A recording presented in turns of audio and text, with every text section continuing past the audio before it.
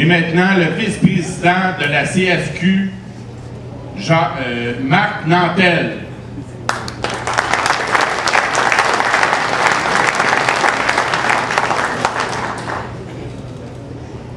Alors, bonsoir.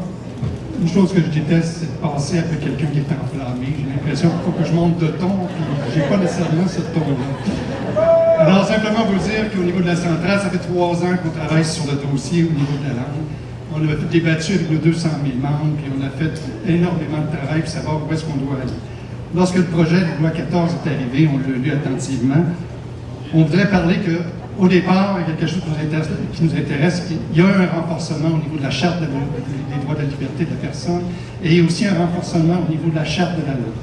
C'est pas un pas, on le disait tout à l'heure, un petit pas, mais quand on regarde dans quel sens qu'on va, au moins, on sait qu'il y a quelque chose à faire encore, on sait qu'il y aura d'autres travaux qui s'en viennent et d'autres départs à faire.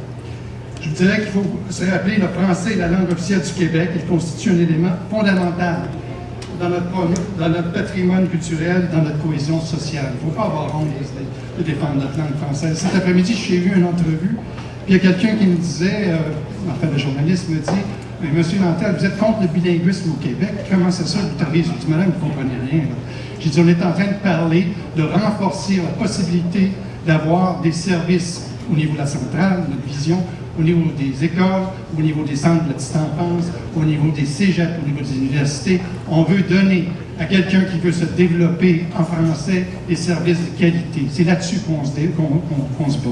2 grandes réalités pour la centrale.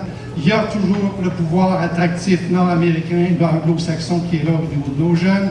Il y a aussi toute l'immigration qui rentre au Québec. Donc 40% des gens ne parlent pas français. Ça c'est un problème qui existe pour Montréal, mais c'est un problème qui existe aussi dans les régions où il y a une dénatalité, il y a aussi une dévitalisation dans nos régions du Québec. L'immigration est là pour permettre le développement du Québec, mais il faut aussi permettre aux régions de recevoir ces gens-là, donc d'être capable de donner des services de francisation. Actuellement, je ne sais pas si vous savez comment ça fonctionne,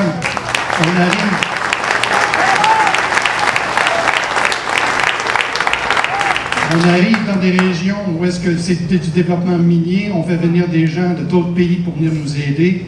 Quand ils arrivent alors dans les écoles, quand ils arrivent pour que leurs enfants puissent développer finalement, venir étudier chez nous, on ne leur donne aucun service, on prend quelqu'un à gauche puis à droite, la commission scolaire gratte les tiroirs puis donne finalement 1 heure par semaine pour essayer d'intégrer ces gens-là au niveau de la ville où est-ce qu'ils travaillent. Alors au niveau de la centrale, on dit c'est fini, on doit aller plus loin que ça, il faut permettre, donner des droits à ces gens-là, d'exiger des services de qualité. Alors donc, la position de la centrale est simple, une bonne éducation, le français, c'est notre culture, c'est notre vie, on y travaille, mais donnons les moyens à ceux qui viennent chez nous, qui veulent s'intégrer chez nous, les moyens de venir travailler en collégialité avec les gens qui sont du Québec. Merci.